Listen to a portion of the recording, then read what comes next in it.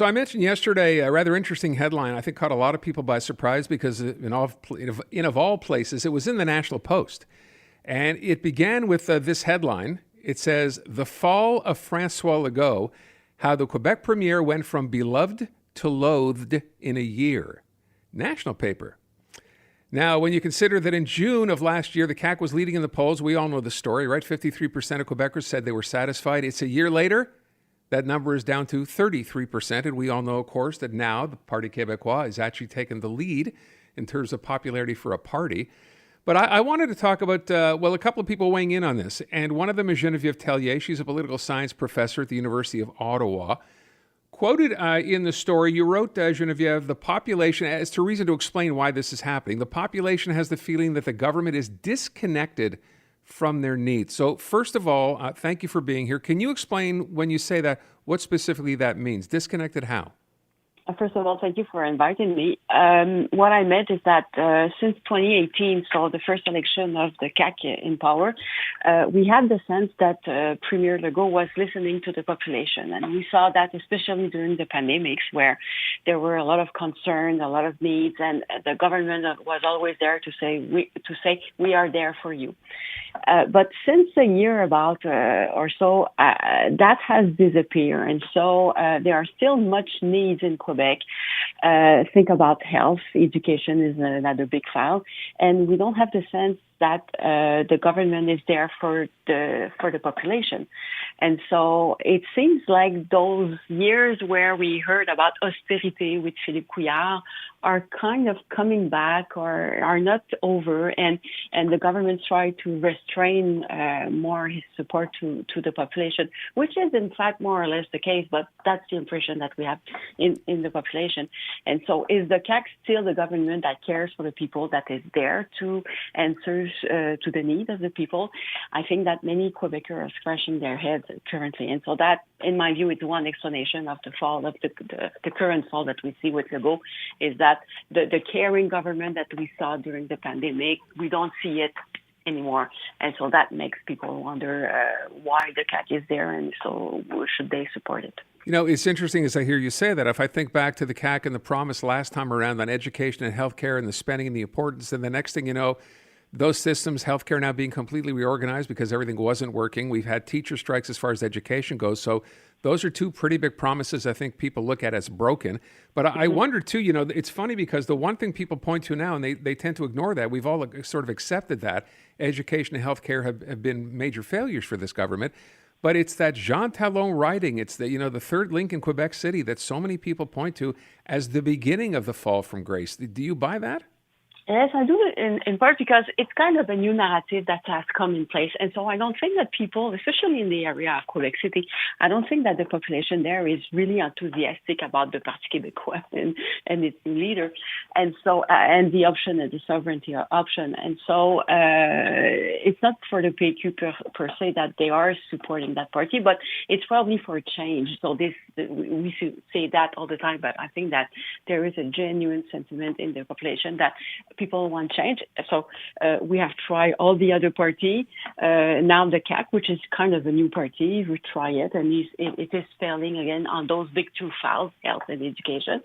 And so we have the Parti Québécois, which is not a new party, but this new dynamic young leader that brings some promises. And so this is like plan B. So it doesn't work anymore with François Legault. So let's see what's out there. Parti Libéral seems that no, they still have some old ghosts in the party, and there are no established leaders. Québec Solidaire has scared a lot of people. The Conservative Party of Quebec doesn't really appeal to many people either. And so Parti Québécois seems to be the only valid option out there. And so, yes, so I do agree that with Jean Talon wins, now people started to pay attention to what the leader and the party was doing, the PQ. And so, it gained momentum. And so that's why we saw the rise in the poll. And now, and that rise is harming directly François Legault. So voters are thinking, what's the option? And yes, the option for the moment is Parti Québécois, not necessarily for the sovereignty option, but for a replacement government to the CAQ. Yeah, which is interesting because I point this out all the time. So yes, you mentioned as a replacement government because they're getting tired of the CAC and maybe tired of the premier. But the bottom line is, if you're voting PQ almost as a vote against the CAC, not so much for the PQ, you're getting independence whether you like it or not. I'm sorry. You're going to get you're getting separation voting for the PQ. That's their agenda. So you're voting for one party based on the fact you're angry at another. But by the time you finish casting your vote, do you think people are not paying attention to that anymore, not thinking it's going to happen? Yes, but it happened twice in the past. Yeah. And twice the Quebec did not separate it. So I think that's the general impression in Quebec is that we like the Parti Québécois. We do like it when it is from time to time in power, but we dislike the sovereignist option. And so that was mentioned 2 times already in the past. And so my guess is that currently Quebecers have the same sentiment in the sense that, okay, there'll be a third referendum. So we just have to vote against the referendum, and that's it. And so we prefer to have a Parti Québécois with new, fresh idea that maybe have a solution than going for other options like the Parti libéral or other parties. I want to ask something else because I know one of the quotes in the story comes from someone who worked with François Legault and said something where it's funny. We're hearing the same sort of thing about Justin Trudeau now, right? Federally, explaining that basically, the CAC is François Legault and that private members, not a lot of people really get a lot of power in the party to talk, to explain ideas. In other words, it seems to have become him running his party and not a party at all. Is that, do you think, part of the concern here? Yes, and that was something we were saying from the start in 2022, because when you win a lot of ridings, so we have 90 MNA, elected MNA CAQIS, and so how do you please everyone in your party? So this is a problem, a challenge for any government, and I do see it also in Ontario. It's the same thing with Oxford. And so you have many members that are elected. They want to do things. They have some fresh ideas. But of course, not everybody is a minister. Not everybody is here. And also, don't forget that the CAQ, Coalition Avenir Québec, is that. It's a coalition. And so when you have people from different horizons that you bring together, you probably need a more stricter party line than maybe another party. And so you may have a stricter control on what MNA can say or cannot say. And so, of course, I understand how some may be displeased, especially because it's a new party. So you have new people coming into politics. So they are not really well aware how it works and what is party discipline and what you could say and what you cannot say. And so I do understand why some are leaving and why some are not very satisfied. But that's the fact of life. And I don't. And François Legault was never elected on the promise that he would give more freedom of expression to the member of his party. So I don't see any inconsistency with that. But nonetheless, I do understand the frustration. But I think that's part of life. And so nowadays, it's very difficult to say.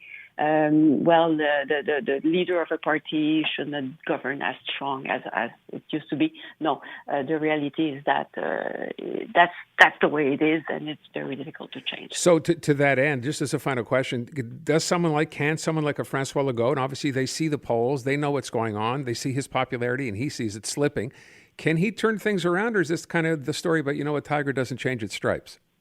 No, I think he could change things around, contrary to Justin Trudeau, because the CAQ, many Quebecers in the province do like many of the ideas of the CAQ, and so it's kind of a center-right government, putting an importance on the economy, for instance, and so that people will like to see that. And it starts to give some results. And so we have seen some numbers recently where Quebec was outperforming Ontario. So we don't see that very often. And so I think that's a good point for François Legault.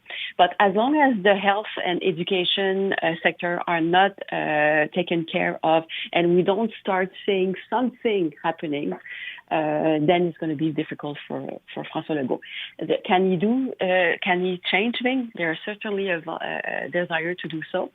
Does he have the time? That would be the biggest question mark, because only 2 years remains until the next election.